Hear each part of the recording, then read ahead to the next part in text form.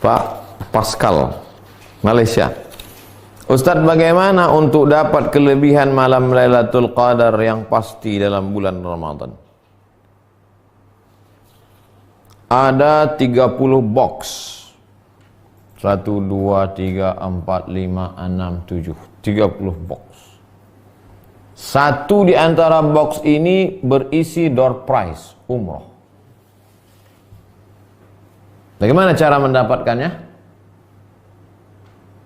Maka manusia terbagi 3. Yang satu pakainya jurus hitung ini. Ambil tidak, ambil tidak, ambil tidak, ambil tidak, ambil. Pas dibuka, rupanya tak ada, bukan di situ. Itu manusia yang pertama. Manusia yang kedua, yang berisi cuma satu, tak akan mungkin kita dapat. Tak usah ambil, kata. Mana pun tidak itu. Manusia yang ketiga, diambilnya semua. Ambil ke-30-nya, pasti dapat satu. Insyaallah paham Pak Pascal. Jadi kalau ada nanti orang malam 21 itikaf, malam 22, nah itulah dia yang pilih. Ambil tidak, ambil tidak. Ada pula dari malam 1 langsung, kau tak perlu ada. Tak dapat, tak tidak. Santai aja lah. Nah, itulah yang tak mau tahu. Sedangkan kita dari malam pertama kita start. Malam nih isi. Besok malam terus baca Quran, tahajud, witir, salat sunat taubat, salat sunat wudu, salat sunat sunat, salat sunat hajat, zikir, salawat, istighfar. Jangan sampai kosong malam-malam. 30 malam isi semua. 3. Terkait musalla bait, untuk menentukan kiblatnya, apa boleh aplikasi?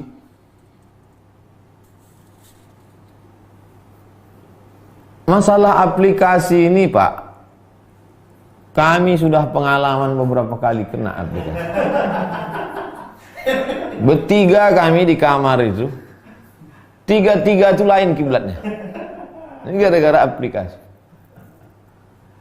Sampai pernah suatu ketika pengalaman kami pecah 2. Yang sebelah pergi beli makanan, yang sebelah tinggal di ruangan, kami pun sholat. Rupanya yang beli makanan tadi balik, kiblat kami salah. Akhirnya dia teriak, ngadap ke TV katanya.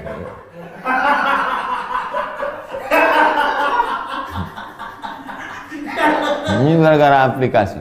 Nyampe ke aplikasi. Tanya ke orang situ yang tahu.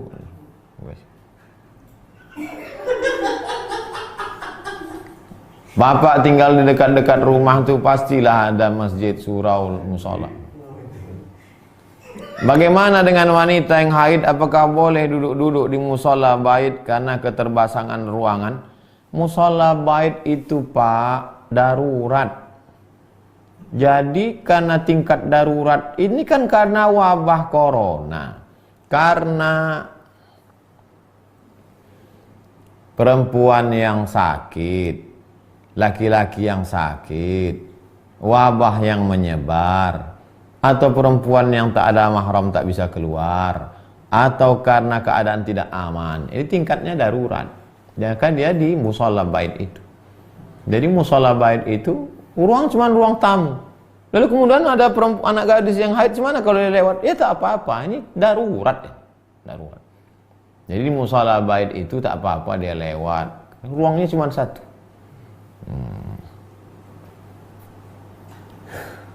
Nomor 4. Zatil husni. Ustadz, kalau perempuan menikah dengan laki-laki beristri dan dari awal dia tahu kalau laki-laki ini beristri, apakah bisa dikatakan itu memang takdirnya yang tertulis di Lauhil Mahfuz, walaupun pernikahan itu merusak keluarganya? Takdir itu Ibu, ketika terjadi wabah taun, pes di sebuah lembah, Umar bin Khattab membawa pasukannya pindah ke lembah satu lagi. Kata sahabat, Umar, kenapa kita pindah? Kita pindah dari takdir tak baik kepada takdir yang baik. Jadi takdir itu ada pilihan. Ibu istikharah. Ma khaba man istakhara wa madandima man istasyara. Tidak sia-sia orang yang istikharah dan tak akan menyesal orang minta pendapat. Minta pendapat dulu. Ibu terima pinangan si bapak yang punya istri tadi.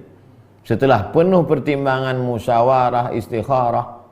Itu takdir. Lalu kemudian ibu merasa berat. Tidak ibu terima.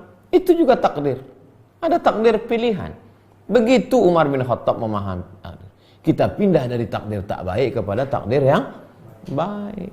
Tapi jangan pelakor mengganggu laki orang. Habis itu tanya, kenapa kau nikah? Takdir. Nah, kalau ibu sudah istikharah, sudah siap menerima segala konsekuensinya. Life is take risk. Hidup adalah berani memilih resiko. Menikah dengan suami orang, ada resikonya. Menikah dengan anak lajang, ada resikonya. Perempuan ini kalau dia mau pergi kerja, masuk kantor jam 7.30, jam 6 dia sudah keluar dari rumah, menunggu kendaraan, jam 6. 6.30 lewat bis. Malaslah naik bis, nanti aja lah. Jam 7 lewat taksi. Taksinya enggak, ini naiklah. 7.15 lewat ojek. Masa naik ojek. 7.25, 5 menit lagi. Lewat metro mini tak pakai AC penuh. Daripada tak masuk kantor, naik aja lah. Paham sendirilah cerita itu.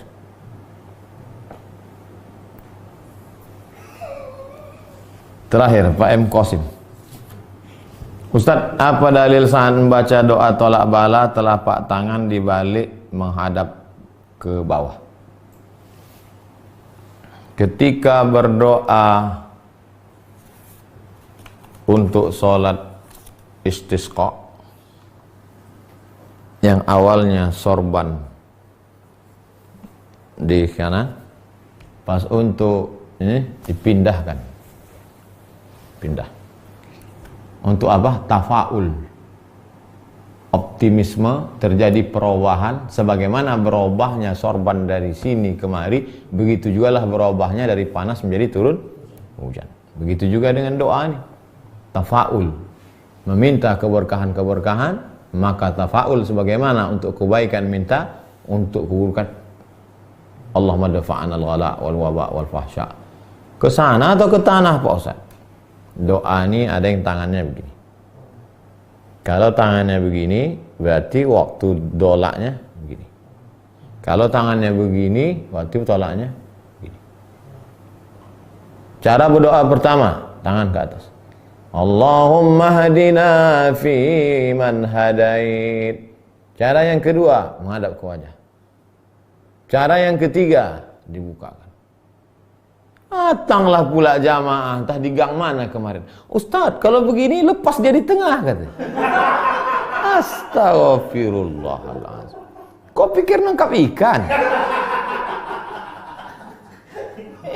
Ini cerita sunnah. Bisa begini, bisa begini. 1, 2, 3. Waktu minta istisqa, diangkat sampai ke tiak, nampak orang yang duduk di bawah mimbar. Aghithna, aghithna, aghithna. Tentang tangan ngangkat doa ini bisa dilihat dalam Al-Azkar, zikir-zikir Imam Nawawi rahimahullah. Dikutip oleh Syekh Atiyah Soqar dalam Fatwa Al-Azhar, fatwa Al-Azhar. Mudah-mudahan bermanfaat. Wahai Rasulullah, kata Sayyidatuna Aisyah, kalau aku bertemu dengan malam Lailatul Qadar itu apa yang ku minta? Tiap malam jangan lupa doa. Allahumma innaka afuwun tuhibbul afwa fa'fu anna. Allahumma ya Allah innaka afuwun, kau maha pemaaf, tuhibbul afwa, kau cinta pada maaf, fa'fu anni, maafkan aku ya Allah.